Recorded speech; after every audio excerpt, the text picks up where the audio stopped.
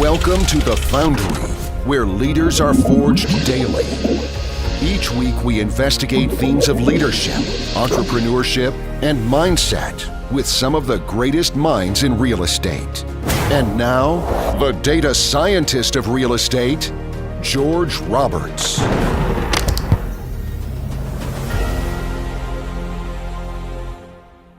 Welcome back, passionate investing community. We have a great pleasure to bring back Grant Shipman. We're going to talk a little bit more about how to get into the business of co-living. Ladies and gentlemen, don't just go out there on your own. This is a completely different niche.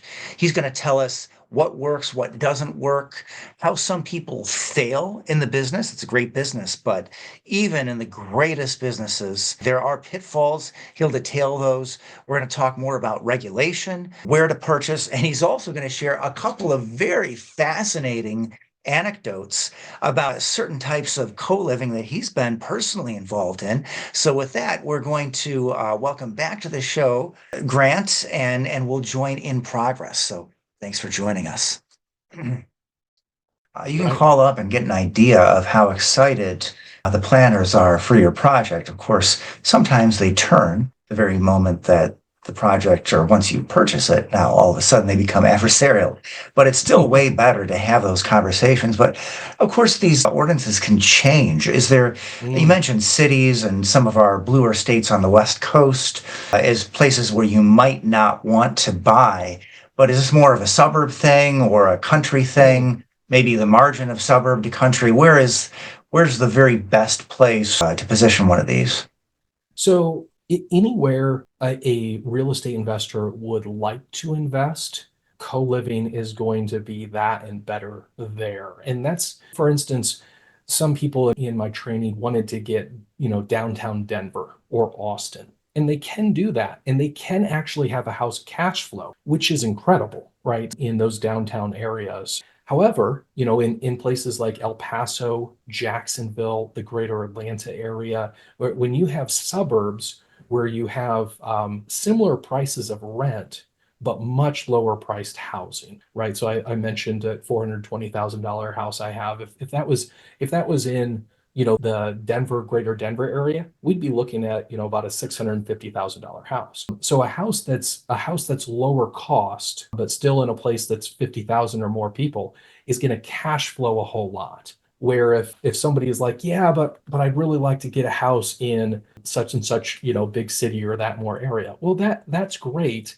It's just not going to cash flow as much. So to say it works really anywhere is good to invest in real estate. It's just now, instead of selling the pizza, you're selling pizza by the slice. So you're making way more money. Right, so trying to summarize, trying to follow along. So I think what you're saying is that, you're looking for all the things that ordinary real estate investors are looking for. So if you see increased jobs, increased home values, if you see increasing population, you have those demographic tailwinds, that's a great place to be. You don't like the smallest cities, so 50,000 or more seems to be one of your criteria. And then since this is an economical way of living, then most expensive zip codes are probably not where you want to put one of these things. The most expensive zip codes, you have people will pack into those. For instance, and my wife's from New York, and the joke is in New York, people have been renting rooms and living together for a long time because they can't afford to do elsewise. Or I lived in, the Haight in San Francisco, and that was a similar setup. So higher priced places, people actually they definitely will do that. It'll definitely work.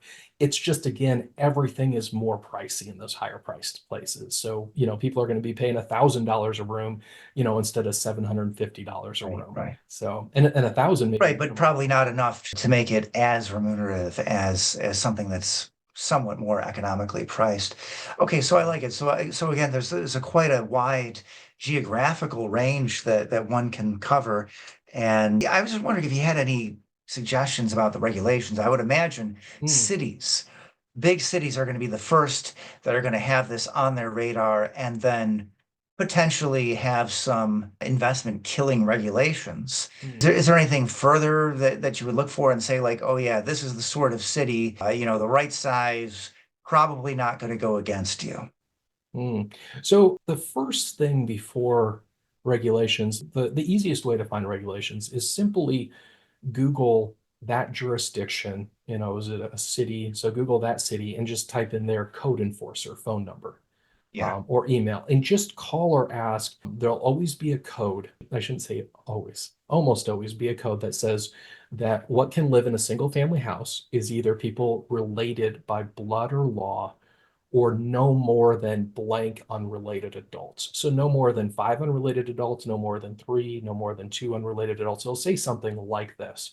More and more places are saying they're replacing that code. And this is what changing with legislation with, that there is no limit unrelated adults, because they're enforcing the Fair Housing Act, which says you can't discriminate based off familial status, as a number of other things.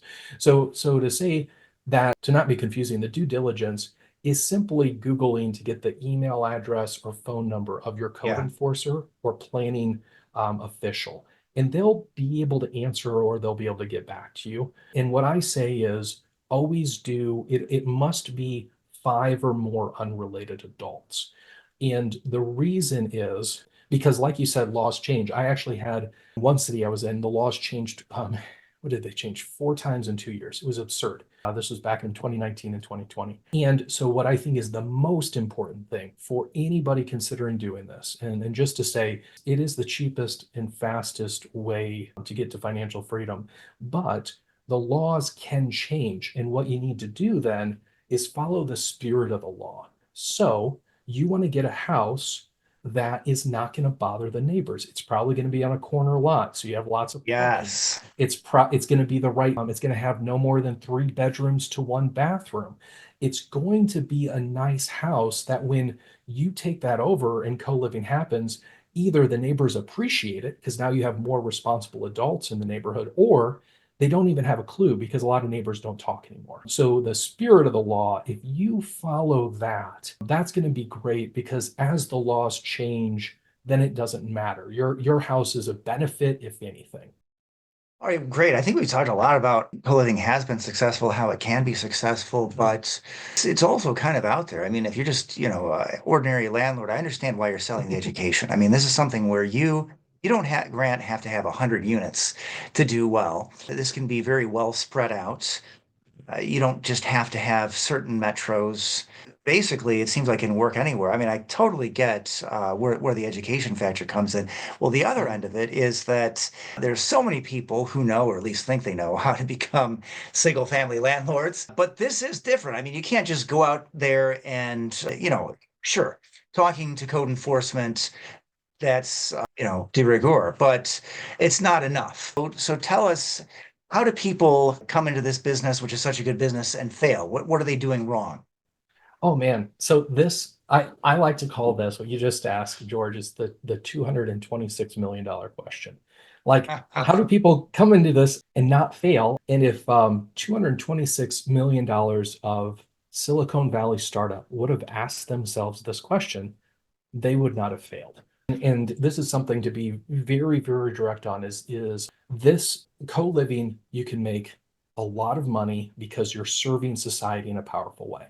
But it is something you need to know how to do. I mean, if you get into a car and you can drive, 30 minutes away to a concert, and it's so awesome, it's amazing. But if you don't know how to drive that car, you're going to have some powerful problems, right? You can maybe make a 16 car pile up. So co-living, we've had a lot of money go bad in co-living, and it comes down to understanding that co-living property management is different than any other property management.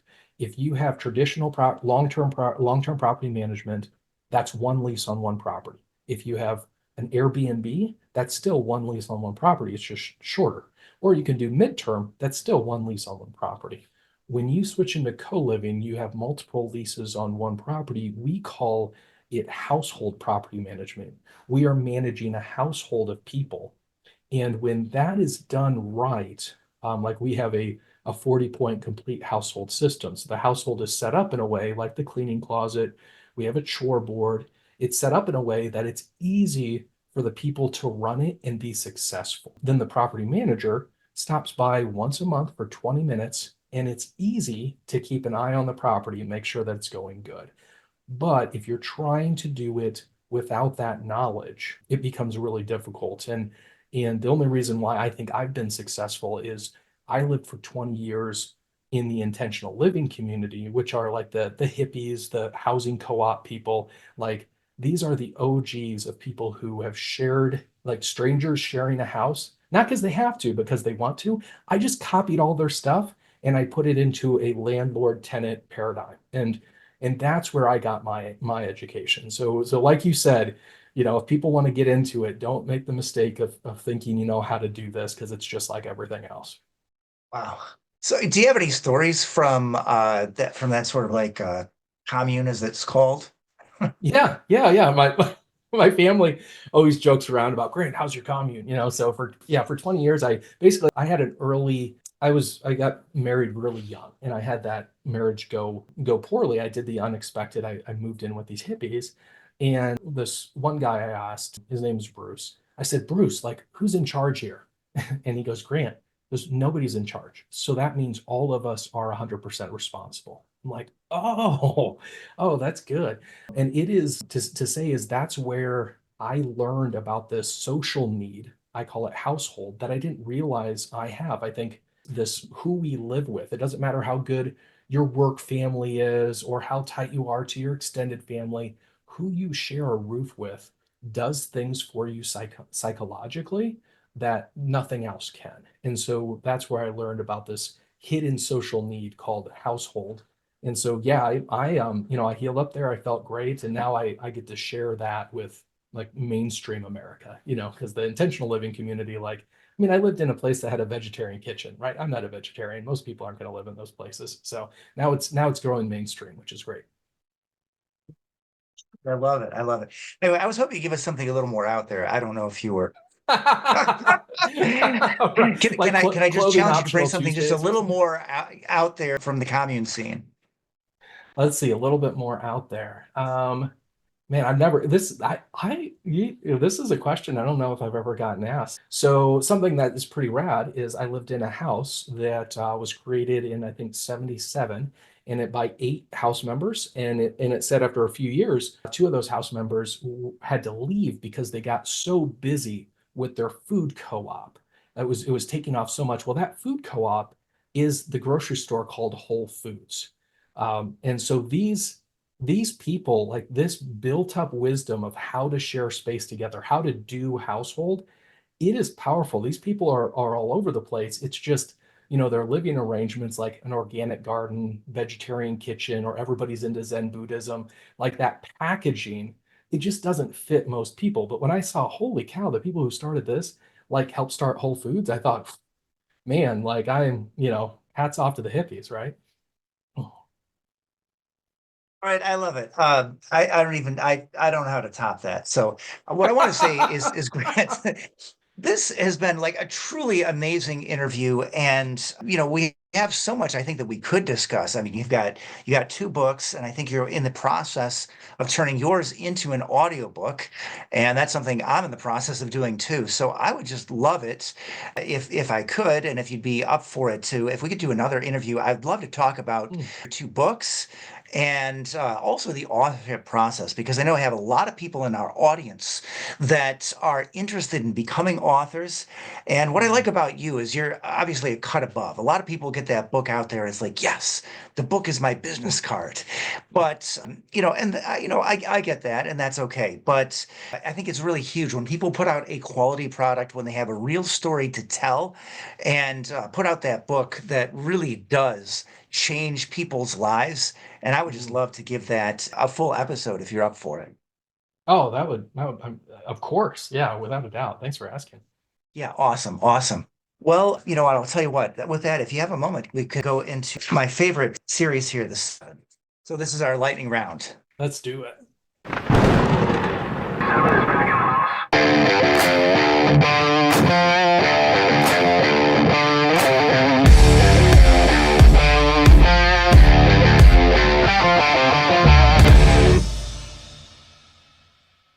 All right, awesome. All right, so if you could be known for only one thing, Grant, what would it be? Being who I say I am. What is the greatest lesson in leadership you've learned as an entrepreneur?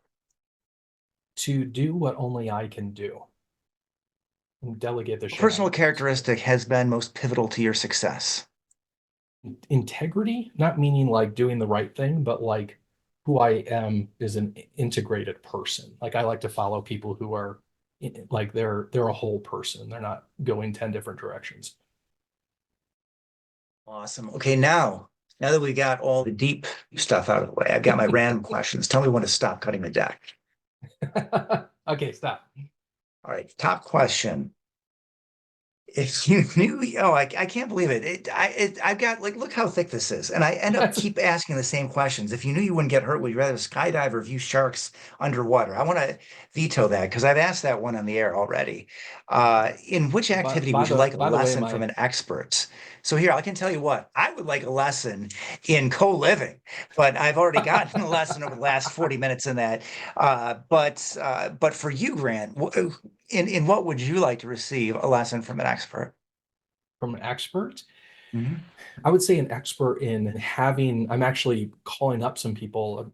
So I would love to hear from an expert how to get this message out to the masses because I can do it and I love teaching. Both of my parents were teachers, but there's how to communicate that in a day and age where everything is just sound bites and this and that, where, the demand from renters, how much it serves society is so big. It's not just it's not as simple as I thought getting a message. So I think whoever is gifted at that, if I can find an expert there, that's what I would want. Right now, may I recommend just send an invite to Alex Hormozy for your next podcast episode. Right. That's a great idea. All right. Hey, I'm here to help. So, can you name a tip or trick that investors can implement in their business today? Implement in their business today. Yes, I would say for real estate investors, don't use a quit claim deed when you are doing different things. Use a general warranty deed. It's still one page of paper. It's just a little different writing that makes a big difference. It basically keeps all the warranties from the past continuing to go rather than a quit claim deed, quits all of those warranties. Yeah, absolutely huge. Yeah, definitely know the difference. Huge fan of that myself. Understand legal terminology. Don't try to play lawyer, but if you don't know the law, you don't know what questions to ask your lawyer. All Well, right. Can you name a book that's helped to forge you as a leader, entrepreneur, or investor, and tell us why?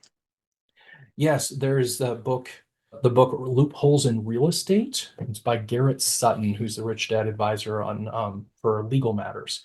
But he actually wrote a book on real estate. In that book, I I consider people are like, Grant, you do risky things or whatever like this with buying houses and doing this and doing that. And I'm pretty risk adverse. It's just he showed me how do you do all these things in a very safe way even though you're taking on substantial risk. So loopholes in real estate, man. And Garrett Sutton, he's just a great guy. Holy moly. Love it. Love it. That's one I haven't heard before, and I think I will check that out. And can you just send us out with a quote to help forge our listeners as Mm. leaders and entrepreneurs? Yeah, and this quote is by Jason Dries. He's my mindset coach. I just met this morning because I was getting in a little bit of a funk. But he said, We are wired for comfort and the easiest path, but we are born for greatness." Beautiful. And now just want to make sure that everybody has the opportunity to reach out. So email, website, carrier pigeon, smoke signal. What is the best way to reach Grant Shipman? Yeah, and I actually made URL off my website for anybody listening. This has goodie bags on it as well as my email, all my socials. But if you go to livingsmithpro.com/the foundry, right? Easy as that. Like you're listening to the foundry, go to livingsmithpro.com/the foundry. Anyway, the goodie bag there will be there's that 5-day free training I do on co-living. There's also the book that I have. It's normally $27 on Amazon. You can download that. We don't have that anywhere else. We don't send it out in our emails. It is a book you have to pay for, but it is fantastic as far as a primer on co-living. But if you find yourself if you actually have a co-living property and you're having problems or anything like that, on that same page, you can schedule a free 30-minute consult with me. So I can just at least get things for you fixed and going. So So livingsmithpro.com you can survive /the founder. financially to take your full course. Exactly. Yeah. It's anybody who's doing this. I mean, I'm so glad that people are doing it, but if I can help them out, because holy moly, right? We don't need to be like those multi-million-dollar startups, right? We can pivot easier and have success. Beautiful. Love it so much. And thank you so much for taking the time to share your knowledge and experience with our audience, Grant. It's been a beautiful Uh, interview. thank you, sir. Right back at you.